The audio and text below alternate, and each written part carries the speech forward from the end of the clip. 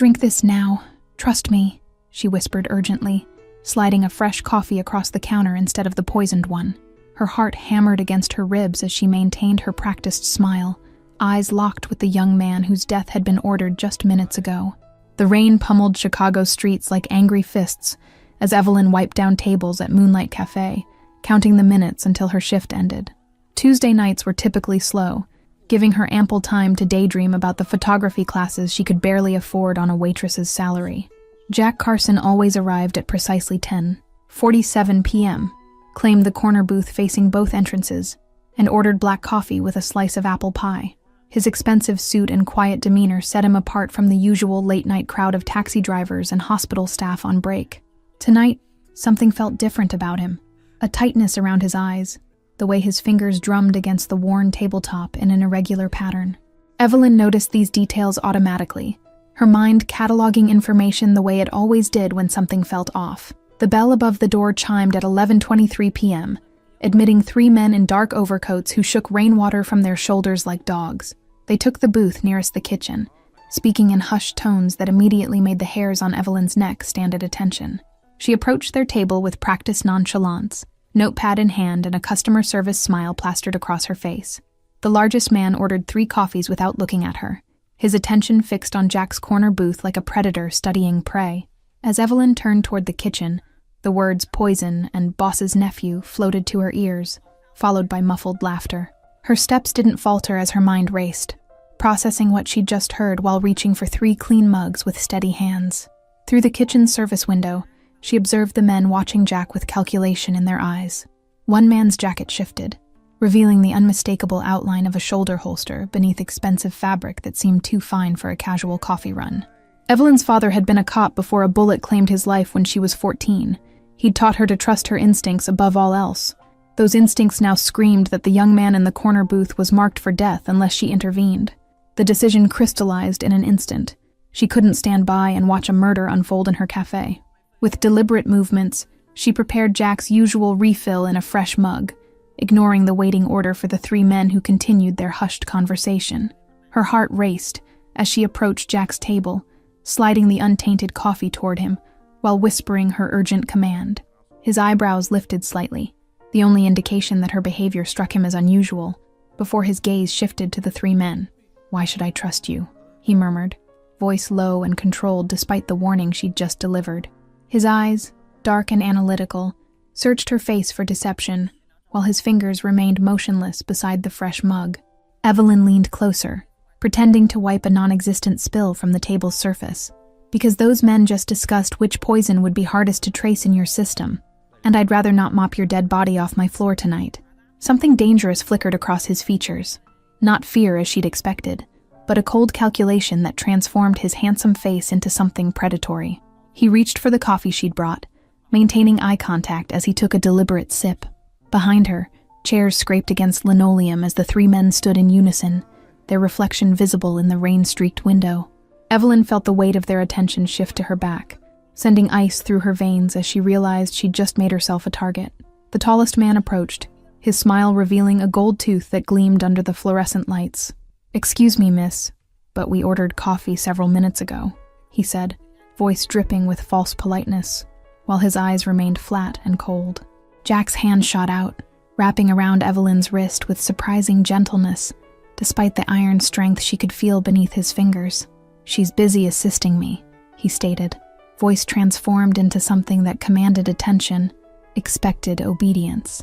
The atmosphere in the cafe crystallized into something dangerous, as recognition dawned on the faces of the 3 men. The oldest one paled visibly, taking an involuntary step backward as his gaze recalculated the situation with growing horror. "Mr. Carson, we didn't realize it was you," the man stammered, his earlier confidence evaporating like morning mist. His companions exchanged glances loaded with panic, hands hovering near concealed weapons they suddenly seemed reluctant to touch. Jack smiled, a predator's grin that never reached his eyes, as he released Evelyn's wrist and stood slowly to his full height. "Yet you came here specifically for me, didn't you?" he asked, voice deceptively soft, as he straightened his already impeccable tie. The sound of distant sirens wailed through the rain-soaked streets, growing closer with each passing second. The 3 men's faces contorted with confusion, then understanding, as they realized they'd been outmaneuvered before they'd even begun. "I don't understand," the gold-toothed man began, but Jack cut him off with a raised hand that commanded immediate silence. Even Evelyn found herself holding her breath, caught in the gravity of his authority despite being a complete stranger. "My security team has been watching you since you entered Brighton territory 2 hours ago," Jack explained calmly, as if discussing the weather rather than apparent assassination attempts. "They called the police the moment you followed me inside." The youngest of the 3 men lunged suddenly, pulling something from his jacket that glinted metal in the harsh cafe lighting.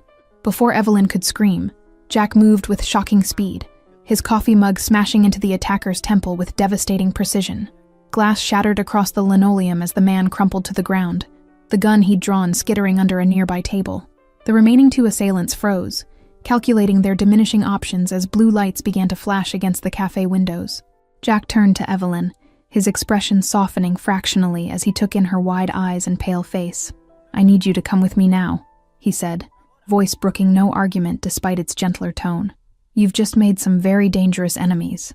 Outside, cars with tinted windows screeched to a halt alongside police cruisers, men in suits emerging with weapons drawn. Jack guided Evelyn toward the rear exit with a hand at the small of her back, leaving behind the chaos erupting in the cafe. "Who are you really?" Evelyn demanded as they stepped into the alley behind the building, rain immediately plastering her hair to her face. The question seemed almost ridiculous given the circumstances, yet it was the only one her shocked mind could formulate. Jack paused beneath the minimal shelter of the back doorway, studying her face with newfound interest. "I'm the man whose life you just saved, which makes me responsible for yours now. The question is, who told you about the poison?" Evelyn shivered, suddenly aware of how completely her ordinary life had shattered in the span of 15 minutes. "Nobody told me anything. I overheard them talking when I took their order," she explained, watching his expression shift from suspicion to genuine surprise. "You're either the luckiest waitress in Chicago, or you've been playing a very long game," Jack muttered, guiding her toward a black SUV idling at the alley's entrance. Rain pounded the asphalt around them, washing away footprints almost as quickly as they formed. The vehicle's rear door opened as they approached, revealing a mountain of a man whose scarred face remained impressively neutral as he assessed Evelyn. "This the whistleblower, boss?" he asked, his voice surprisingly gentle despite his intimidating appearance. Jack helped Evelyn into the plush interior, before sliding in beside her, bringing with him the scent of expensive cologne and rain-dampened wool. "She's an unexpected variable, Theo," he answered, his gaze never leaving Evelyn's face as the door closed behind them. The SUV pulled smoothly into the storm-lashed streets, windshield wipers fighting a losing battle against Chicago's notorious spring downpour. Evelyn watched familiar landmarks slide past, realizing with growing unease that each moment carried her further from everything she knew. "I can't just disappear," she protested, gripping the edge of the leather seat as panic finally began to claw through the shock. "I have a roommate, classes tomorrow morning, responsibilities. People will look for me." Jack's expression remained carefully neutral as he pulled a phone from his pocket and handed it to her. "Call whoever needs to know you're safe," he instructed, his tone making it clear this wasn't a suggestion. "Tell them you're staying with a friend for a few days." Evelyn's fingers trembled slightly as she dialed her roommate's number, acutely aware of Jack watching her every movement with those unnervingly perceptive eyes. She manufactured a convincing story about covering shifts for a sick coworker at a different cafe location. 3 days, she stated after ending the call, handing the phone back with more confidence than she felt. "I've bought myself 3 days before anyone starts asking serious questions. Now explain why I'm in this car instead of talking to the police." Something like respect flickered across Jack's features as he pocketed the phone. "Because the men who tried to kill me tonight work for someone with cops on payroll," he answered bluntly, his gaze shifting briefly to the rain-slicked streets outside. "You wouldn't survive the night." The SUV turned down a ramp into an underground parking garage beneath a nondescript office building, the sudden absence of rain creating an eerie silence broken only by tires on concrete. Evelyn noted they passed no security checkpoint, no cameras, just darkness and emptiness. "I'm Jack Carson, head of the Carson Family Enterprises," he said finally, as the vehicle stopped near a private elevator. The words hung in the air between them, carrying weight and meaning that resonated with half-remembered news stories about Chicago's most powerful business dynasty.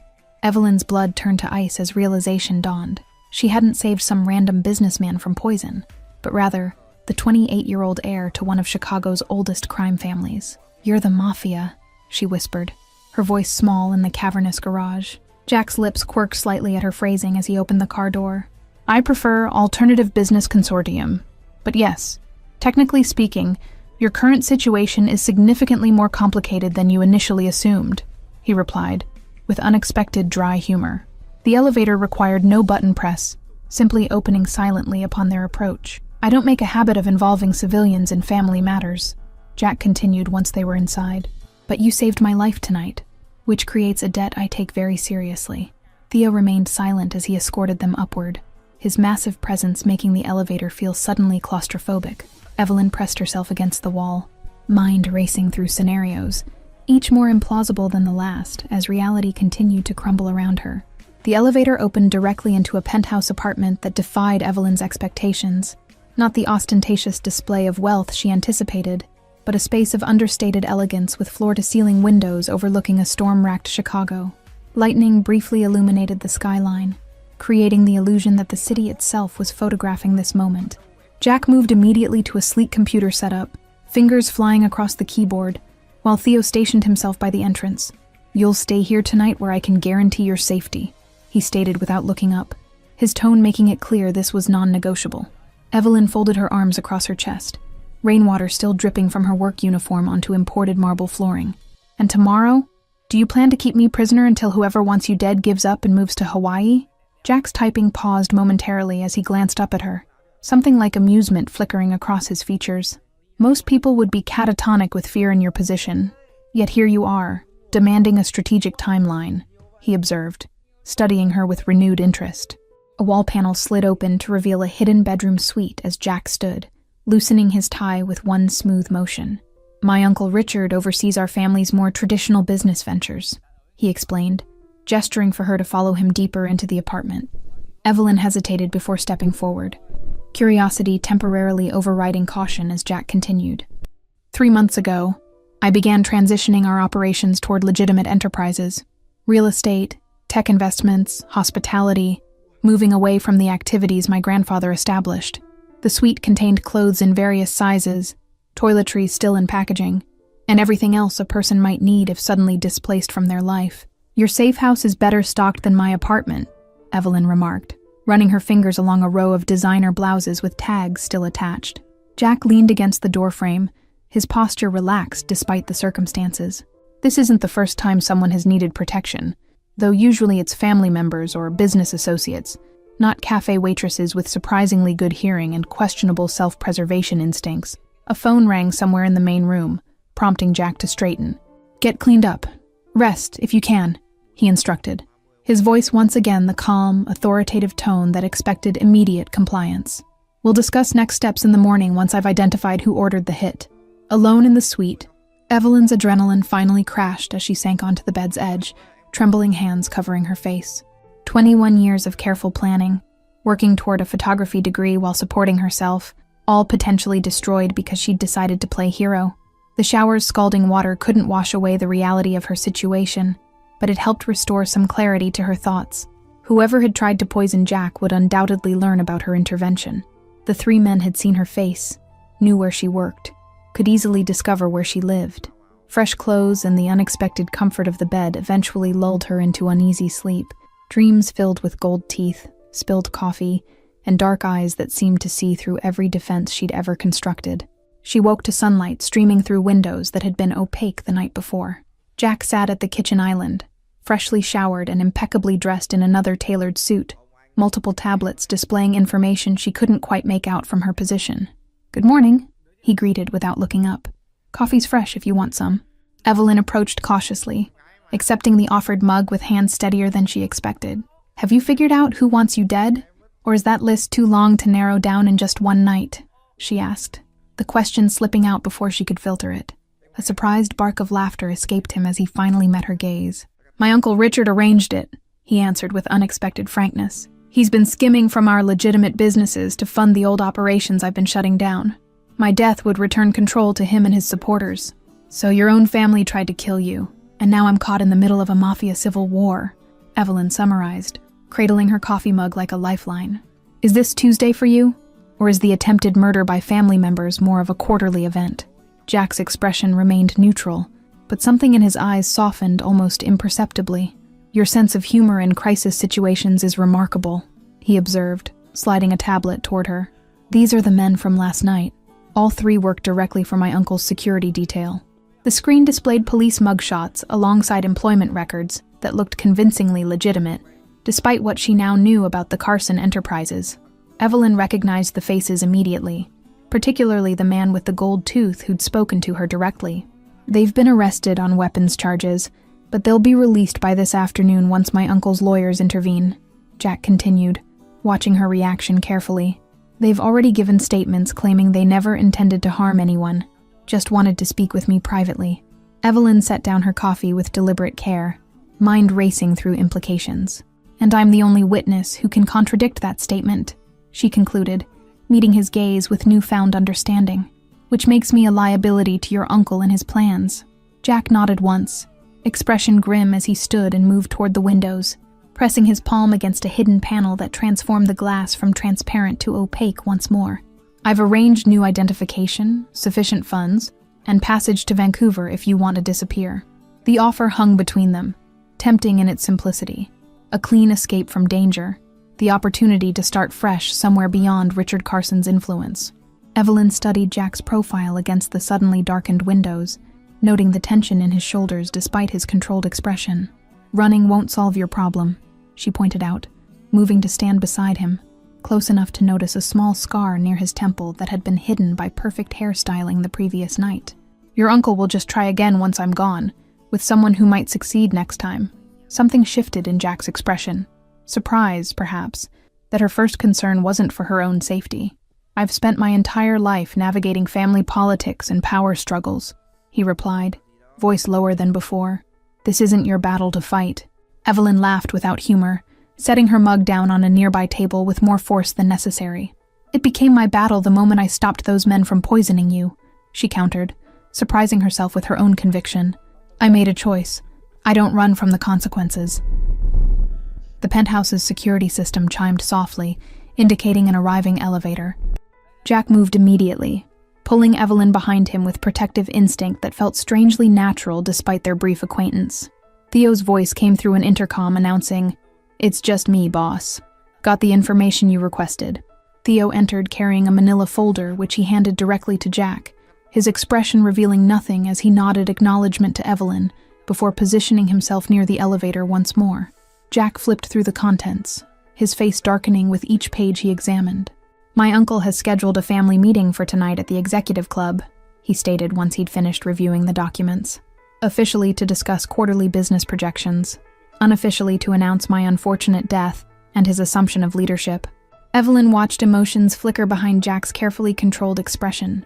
Betrayal, determination, calculation, before he looked up at her with sudden intensity. I need your help, he said simply, the words clearly unfamiliar in his mouth, costly to his pride. Before she could respond, he closed the distance between them in 2 swift strides, one hand moving to cup her cheek with unexpected gentleness. I need someone my uncle doesn't know, doesn't expect, he explained, voice barely above a whisper. Someone with remarkable observational skills and courage that borders on recklessness. The executive club gleamed like a jewel in Chicago's financial district, its Art Deco facade illuminated against the evening sky. Evelyn straightened her borrowed cocktail dress, simple black, elegant, yet forgettable, as the elevator ascended to the private dining level where the Carson family gathered. Jack stood beside her, his customary composure enhanced rather than diminished by the tension radiating from him. Remember, you're my guest, nothing more, he murmured, adjusting his cufflinks with practiced precision. Observe everything, speak only when necessary, stay within my line of sight. The elevator doors opened to reveal a reception area staffed by security personnel whose practiced smiles couldn't disguise their watchful assessment. Jack placed his hand at the small of Evelyn's back, guiding her forward with the confident air of a man who feared nothing within these walls. Richard Carson rose immediately upon their entrance to the main dining room, surprise briefly flickering across features that bore a familial resemblance to Jack's. "Nephew, we feared you wouldn't join us tonight," he called, voice carrying across the room with forced joviality that didn't reach his calculating eyes. Family obligations always take priority, Uncle, Jack replied smoothly, leading Evelyn to the 2 remaining seats at the long table. 20 pairs of eyes tracked their movement with expressions ranging from curiosity to barely concealed hostility. Richard's gaze lingered on Evelyn, assessment clear in his scrutiny. "You haven't introduced your companion," he prompted, lifting his wine glass in a gesture that appeared cordial but felt vaguely threatening in ways Evelyn couldn't quite articulate. Jack's smile remained perfectly pleasant as he completed introductions. "This is Evelyn Pierce, a business consultant assisting with our hospitality acquisitions," he lied smoothly, his hand returning briefly to hers beneath the table, a silent reminder of their earlier strategy session. Evelyn noted how Richard's security detail positioned themselves around the room's perimeter, hands never straying far from their concealed weapons. The 3 men from the cafe were conspicuously absent, yet their replacement counterparts watched her with particular interest that raised goosebumps along her arms. "We were just discussing the future direction of our family enterprises," Richard continued once everyone was seated, servers appearing silently to pour wine and deliver appetizers. "Your recent initiatives have generated significant discussion among the board members." The conversation flowed with superficial pleasantries masking undercurrents of tension, as Evelyn cataloged details with practiced precision, which family members deferred to Richard, which looked to Jack for subtle cues, which remained carefully neutral in this invisible power struggle. Jack played his role perfectly, discussing business projections and market expansions, as though completely unaware of the previous night's assassination attempt. Evelyn maintained her cover, offering occasional comments on hospitality trends when directly addressed, all while monitoring the servers who moved through the room with practiced efficiency. One waiter in particular caught her attention, slightly older than the others, with movements that seemed somehow more deliberate when approaching Jack's place setting. Evelyn reached for her water glass, accidentally on purpose knocking it against Jack's wine just as he lifted it to his lips. "I'm so sorry," she exclaimed with embarrassment that wasn't entirely feigned, dabbing at the spilled wine with her napkin, while Jack set down the glass with remarkable composure. Beneath the table, her foot pressed against his in the prearranged signal they'd established, Richard's expression tightened almost imperceptibly as he watched Jack decline a fresh glass of the special reserve wine that had been brought specifically for him. "Not enjoying our selection tonight, nephew?" he inquired, voice light despite the tension radiating from him. Jack smiled apologetically, one hand covering Evelyn's on the table in a gesture that appeared affectionate, but actually concealed her trembling fingers. "I have an early meeting tomorrow. Best to keep a clear head," he explained, raising his water glass in a mock toast. The remainder of dinner unfolded in a choreographed dance of pleasantries and business discussions, with Evelyn growing increasingly certain of the danger surrounding them. Richard's eyes rarely left Jack, his disappointment at his nephew's continued existence poorly disguised behind forced smiles and pointed questions. As dessert was served, Richard abruptly suggested a private conversation with Jack regarding a sensitive family matter that required immediate attention. Jack squeezed Evelyn's hand once before following his uncle toward a door marked "Private" at the rear of the dining room. Evelyn remained seated only for 30 seconds before slipping away from the table, following the path Jack and Richard had taken with careful steps that drew minimal attention. The private room's door stood slightly ajar, raised voices carrying into the hallway where she pressed herself against the wall to listen. "You've always been weak, too soft to lead this family properly," Richard snarled, his cultured facade abandoned in private. "Your father would be ashamed of what you've become, dismantling everything we built over 3 generations for what? Legitimacy? Respectability?" Jack's response came with deadly calm that sent chills down Evelyn's spine. "My father died because of the business you cherish so much, Uncle. I'm not destroying our family legacy. I'm ensuring we have a future beyond prison sentences or early graves." A crash echoed from within the room, glass breaking against a wall, followed by heavy footsteps. "The board has already voted," Richard declared, triumph coloring his words. "By morning, you'll be removed as CEO, and control will return to those who understand what this family truly represents." Evelyn risked a glance through the doorway, witnessing Richard's bodyguards restraining Jack while his uncle circled him like a predator. "Did you really think I wouldn't have contingencies in place?" Richard taunted, producing a syringe from his jacket pocket. "No poison in wine glasses this time, just a direct approach." Before conscious thought formed, Evelyn burst through the doorway, leveraging the element of surprise to drive her elbow into the nearest guard's solar plexus. "Jack!" she cried out, ducking beneath a second guard's reaching arms with instinctive grace born of desperate circumstances. The momentary distraction gave Jack the opening he needed, his head snapping backward to connect with his captor's nose in a sickening crunch. Blood sprayed across imported wallpaper as the man released him, howling in pain and clutching his shattered face. Richard lunged toward Jack with syringe raised, eyes wild with desperation and fury that transformed his distinguished features into something monstrous. "You ungrateful child," he spat, stumbling as Evelyn grabbed a crystal decanter from a nearby table and hurled it toward his feet. Glass shattered across the floor, Richard's momentum carrying him forward onto the razor-sharp shards that sliced through his expensive leather shoes. He screamed in rage and pain, the syringe flying from his grasp and skittering across the polished wooden floor toward Evelyn. Jack moved with lethal efficiency, disarming the remaining guard with a precise strike that left the larger man gasping for breath against the wall. "Call security," Richard commanded through gritted teeth, struggling to stand on bleeding feet while reaching inside his jacket for what Evelyn assumed was a concealed weapon. The double doors burst open before either man could move, revealing Theo and 4 armed men whose appearance caused the room to freeze in tableau. "Security's here," Jack stated with cold satisfaction, as his men secured Richard and his bodyguards with practiced efficiency. "Just not yours, Uncle." Richard's face contorted with hatred as realization dawned.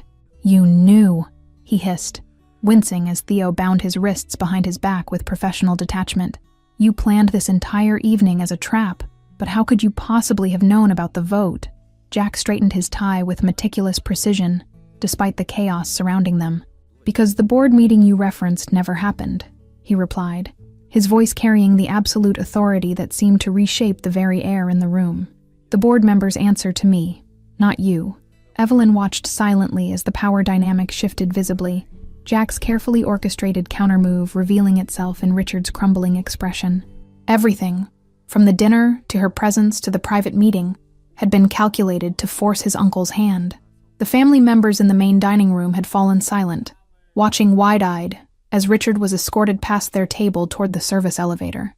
Jack followed, his posture relaxed but his eyes hard as tempered steel while he addressed the stunned gathering. "Enjoy your dessert, everyone. The Carson family business continues as planned."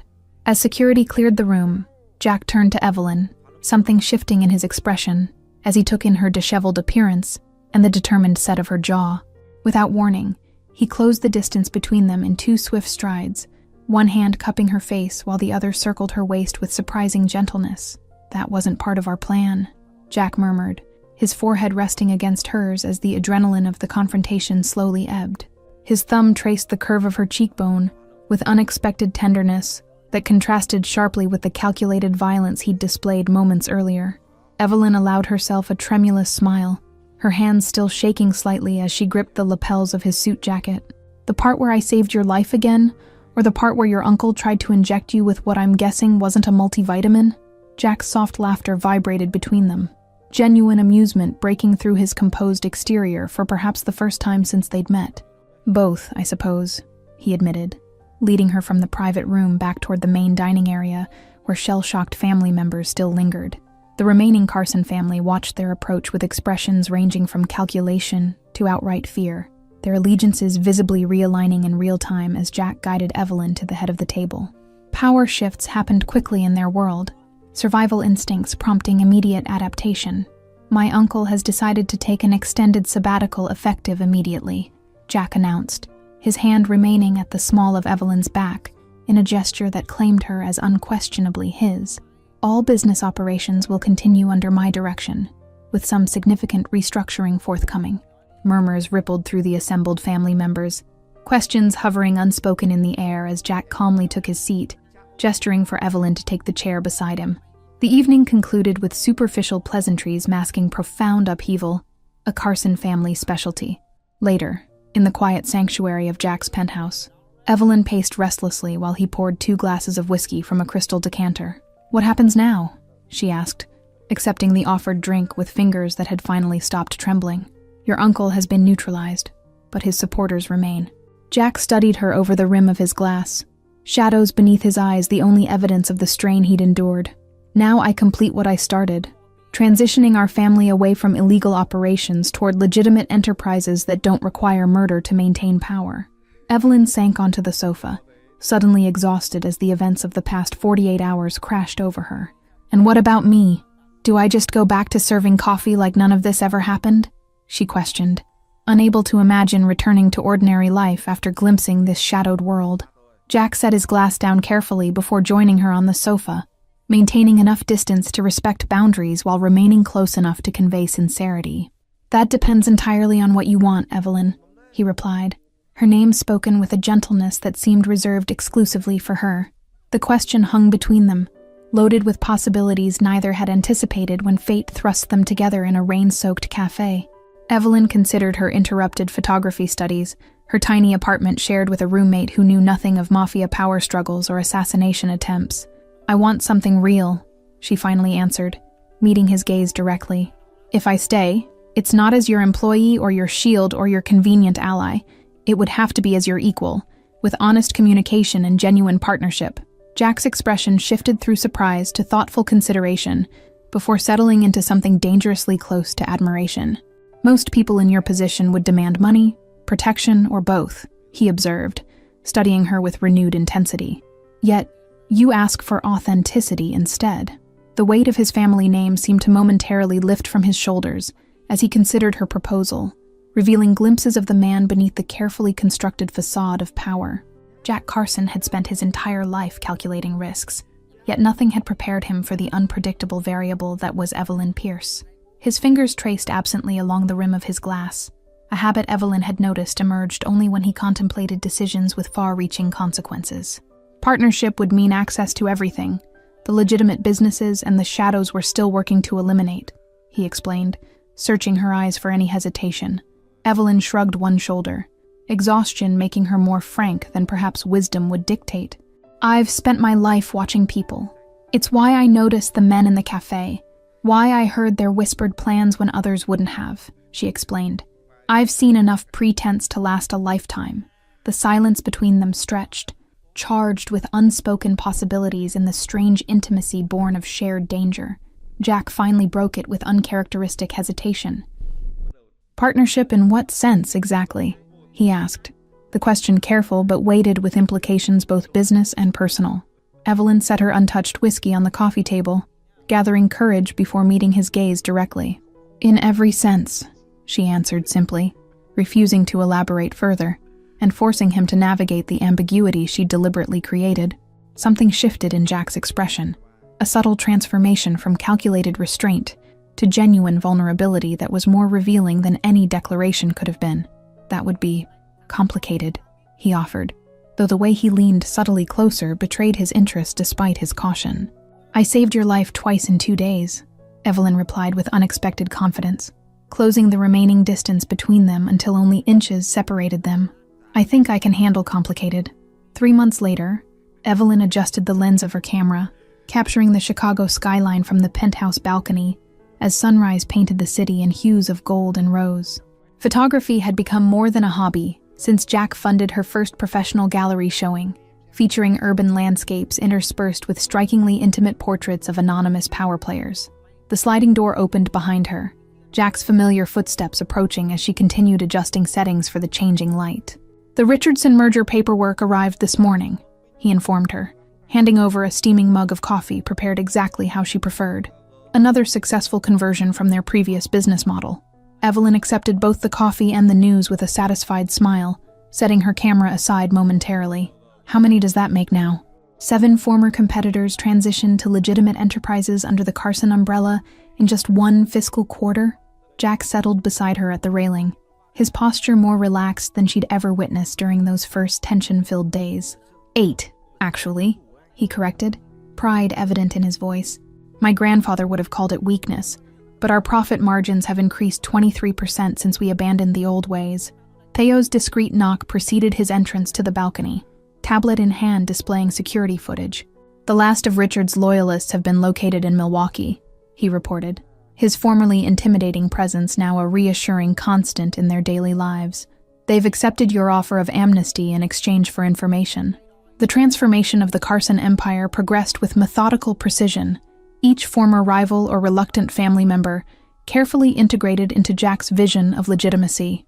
What had begun as a controversial strategy had evolved into a business model that even the most traditional family members couldn't deny was extraordinarily profitable.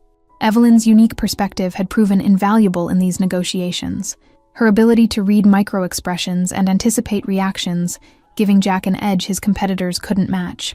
Their partnership had evolved into something symbiotic that fascinated Chicago's business elite, though none dared question the former waitress who now sat confidently at Jack Carson's right hand.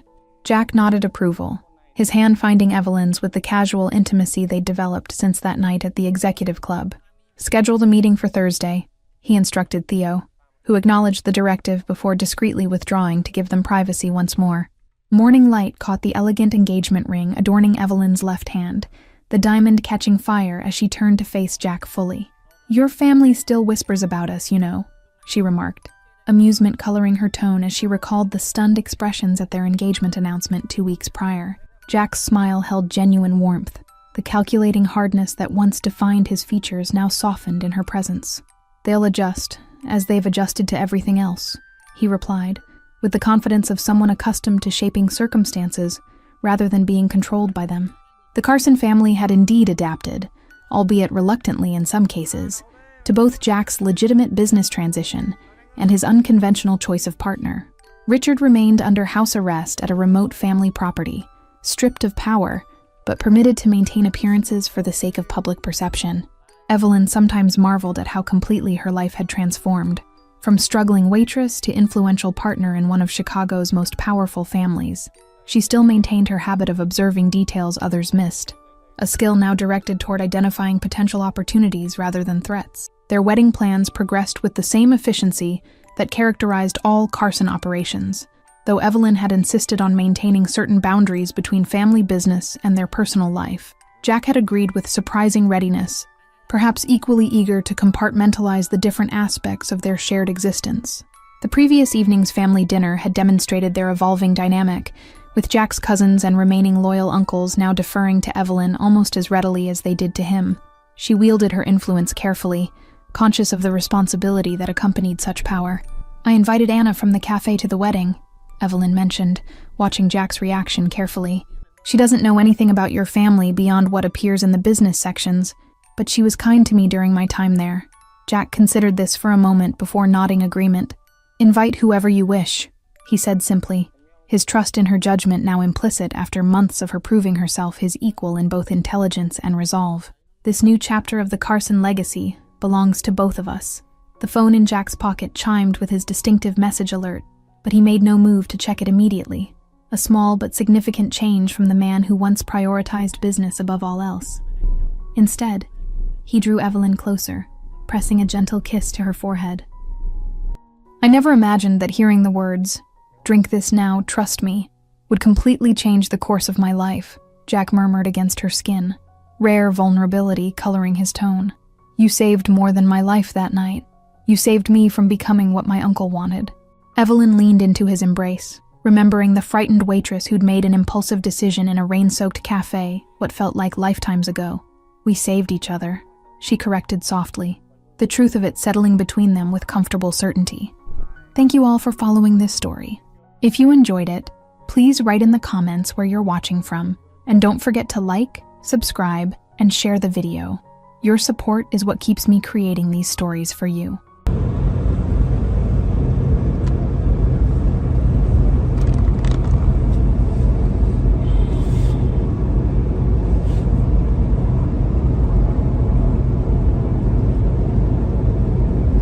Сейчас зайдем, посмотрим, как у них трансляция началась.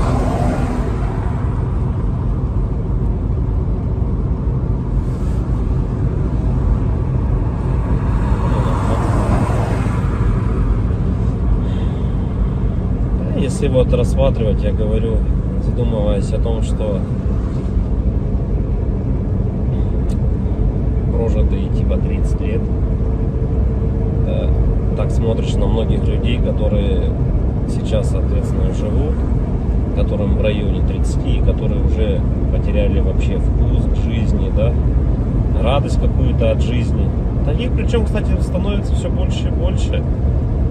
Мне кажется, этот средний возраст, когда говорили, что начинается вот этот кризис среднего возраста, он тоже сместился, как и говорят, что сейчас люди, в принципе, ну, быстрее взрослеют, быстрее осмысливают все, да, ну, почему-то это всегда все в плохом больше ключе на самом деле, да, вот что сейчас дети, к примеру, быстрее взрослеют, вот, и мне кажется, кризис вот этот среднего возраста, он, наверное, тоже сместился, и вот я думаю, что он сместился где-то в районе 30 лет.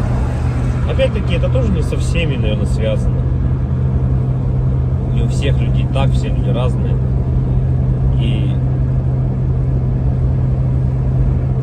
как-то приходишь к той мысли о том, что помимо того, что люди сами по себе стали такие, вот, наверное, депрессивные, да, времена такие сложные, да, вот это вот еще извне много каких вещей случается, ну, на данный момент, которые людям усугубляют эту ситуацию на самом деле, вот этой депрессии, вот этих кризисов, да, каких-то переходных моментов в жизни. И непонятно, если конец этому всему, да, наступает у людей потом белая полоса в жизни, или они не могут выбраться из нее. Примеров достаточно на самом деле много. Например, вот сосед у меня есть такой хороший парень был. И есть, он хороший человек сам по себе. Но вот у него сейчас очень сложные времена такие, как бы дизмораль на него напала. О том, что он не реализовался в своей жизни к 30 годам, что жизнь у него кончена.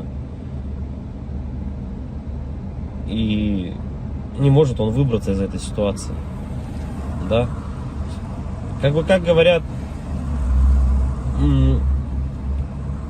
если мы говорим, что это мужики такие, да, типа слабые, да, какие-то, ну, безморальные, ну, как бы такие вот, что в основном это случается, наверное, зачастую, может быть, это у мужиков случается в этом возрасте, такой кризис, наверное, да, каких-то неудач в своей жизни, не пришедших ни к чему достойному и хорошему. Но вопрос в том, что это мужики такие, типа слабые, или времена такие стали, что если вот разобраться так, вот, например, возьмем даже с древних времен, когда человеку нужно было добывать пищу самому, да, там убивать мамонтов, мужику стоило там сходить на охоту. Да, на охоту он сходил, кого-то там добыл добычу, принес домой, да, что-то где-то там поделал дома, и все как бы. Ну и это возможно как работа тоже на ежедневной основе, да, была.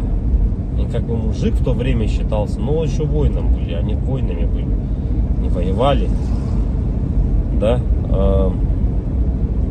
В любом случае это все такая в основном физическая была работа, типа стратегии именно добычи пищи какой-то себе. Ну тут вот требовалось, возможно, какое-то знание, да, тут я не спорю. Но в основном это была физическая работа.